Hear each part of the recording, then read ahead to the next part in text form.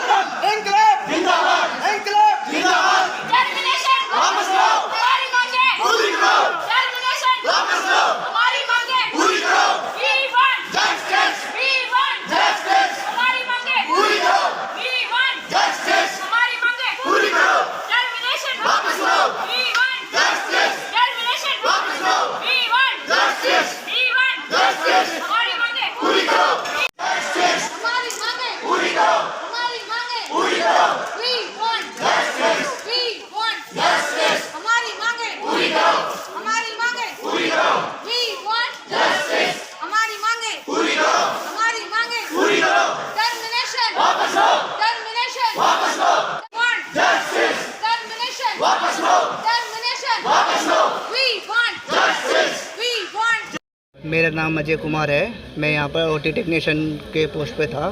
तो यहाँ पर फ़िलहाल सेकंड वेव के अंदर कोविड के अंदर हमें रखा गया था और ऐसा कुछ बताया नहीं गया था कि 3 महीने के लिए रखेंगे। आज 11 महीने कराने के बाद इन्होंने बोला कि आपको 3 महीने के लिए कोविड के अंदर रखा गया था, अब हमारे पास कोई फंडिंग नहीं है, इसलिए आपको 31 तारीख से निकाला जा रहा है।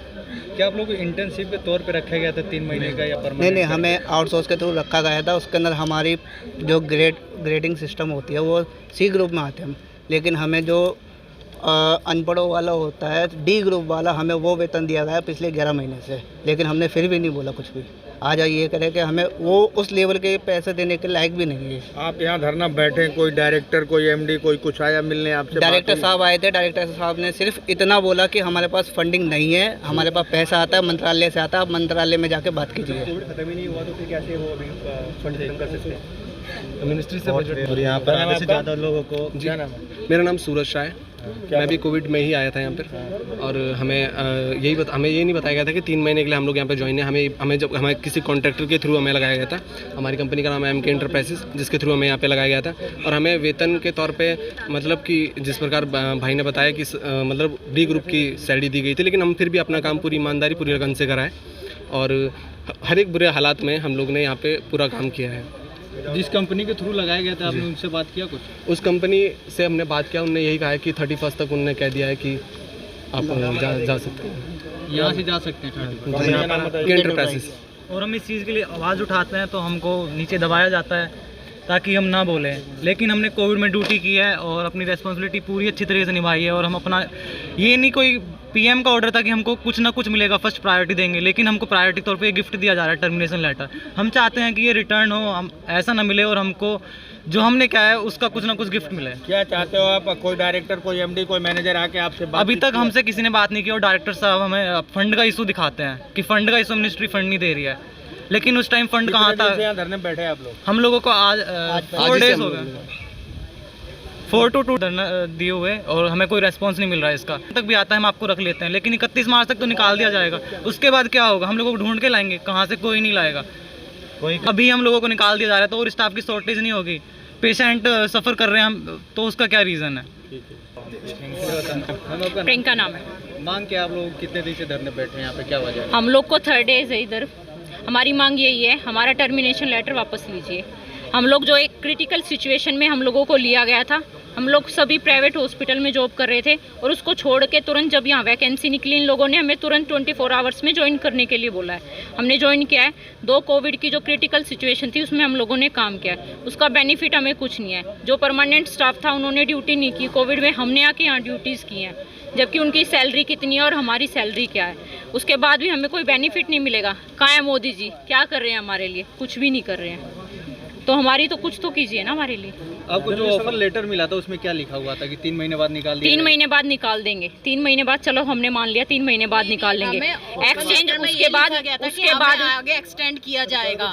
हमें एक्सटेंड हमारा हुआ है, ऑफर लेटर हमारे पास है। 3 बार हमारा एक्सचेंज हो चुका है, लेटर एक्सचेंज हो चुके हैं हमारे। हम 10 महीने से हम कंटिन्यू यहाँ जॉब कर रहे हैं, बट अब हम यहाँ पे से कैसे जाएं? हमारा कोई एक्सपीरियंस नहीं है। जहाँ हम जॉब कर रहे थे वहाँ से हमें एक्सपीरियंस लेटर नहीं मिला 2-2, 3-3 साल का, कि हमने 24 आवर्स में छोड़ा है। यहाँ से अभी 1 साल का कोई एक्सपीरियंस हमें 10 महीने का देंगे नहीं। हम लोग कहाँ जाएंगे?